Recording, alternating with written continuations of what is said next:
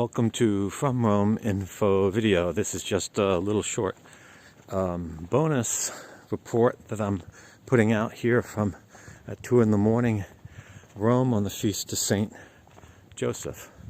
As I walk back to my residence, you can see the Basilica of Santa Maria Maggiore there in the distance.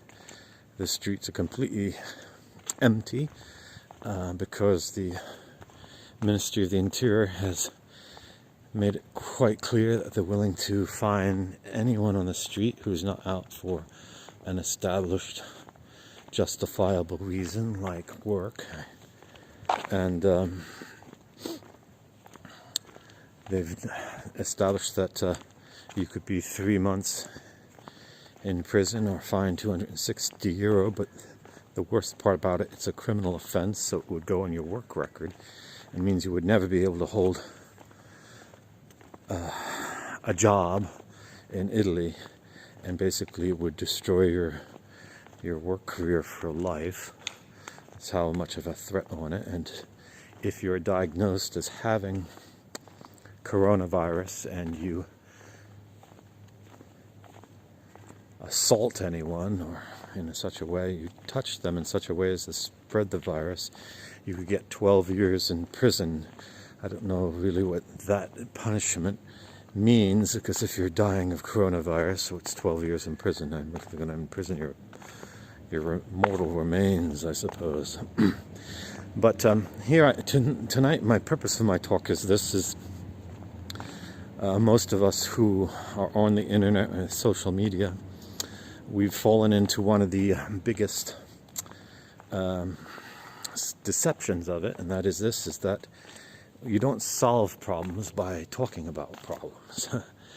You might solve your misunderstanding of a problem by talking about it, but at some point you have to take what you've learned and put it into practice. Now, I want to address the closing of the churches around the world. I think it's pretty obvious to the average Catholic that it's absolutely insane that the bishops are closing churches and shutting down the diocese.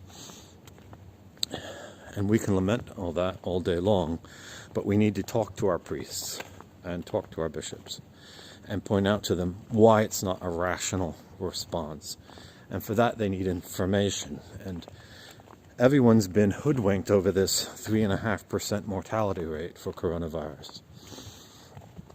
And other things being said, because we're not experts in medicine or statistics, so we believe what we're being told, but it's pretty obvious from all the lies the media put out that we shouldn't believe what we're told, and we should examine it. So the first thing, I've written many articles on From Rome Info about this. First thing is a 3.4% mortality rate of people admitted to the hospital is not the same thing as saying if everyone gets it, 3.4% of us are going to die. That's just not true at all. They say that's more deadly than the influenza, which only has a 0.1% mortality rate. But they're playing games again, because the 0.1% mortality rate is for everyone who gets it, not for everyone who comes in the hospital. The actual mortality rate for the winter flu is 10% of those people admitted to the hospital, diagnosed as winter flu, and end up dying. The other real problem with the 3.4% is the 3.4% of the people die, but did they die of coronavirus? Or did they die of some other virus that was in them? Because at any one time we have thousands, tens of thousands of viruses in us. And to say someone died of coronavirus actually would have to take a very detailed autopsy. But they're just throwing death numbers into the air every day to create more panic. So I think we bring those basic facts to our local pastor and say, look, there's no need for you to shut down the parish or deny us the sacraments because someone somewhere might die of the influenza. As hundreds of thousands of people die every year of influenza, we don't shut the churches down for it. So we have to point out to him he's just acting irrationally, and to act irrationally is diabolic. It's not of God. And if on the local scale we can start convincing pastors of churches to keep them open and not listen to their nutty bishops, the pastors will have the information to then speak to their bishops and get them to stop this. Because this mania is coming out of Rome. Vatican News made it quite clear the other day that the bishops are doing wonderful things because they're imitating Bergoglio, who's closed the churches. That's just completely diabolic. So the root of all this problem, as you know if you're a reader from Rome, is that Pope Benedict is the true pope, and people following the false pope are going to be led into error. And now they're being led basically to turn the Catholic religion off and send the whole world into darkness. And this is diabolic, this is apocalyptic, and it's antichristic.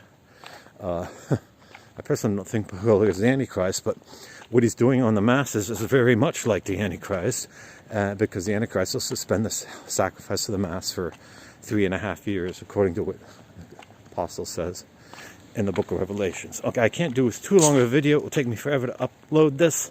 So take what I said. Take the information that's on From Rome Info and go out to your local pastor and convince him to open up the doors of the church and celebrate the sacraments. And if you have and exercise your rights to freedom of religion and freedom of assembly that you have in your country. And don't listen to these crazies' orders, because no superior can order you to give up your civil rights on the basis of the fact that this kind of game is being played with mortality statistics. That's deception, and that's a lie. And if a lie is underlying the command is neither just nor are we obliged to keep it, not according to the natural or the divine. Okay, God bless. Thank you. Have a nice evening.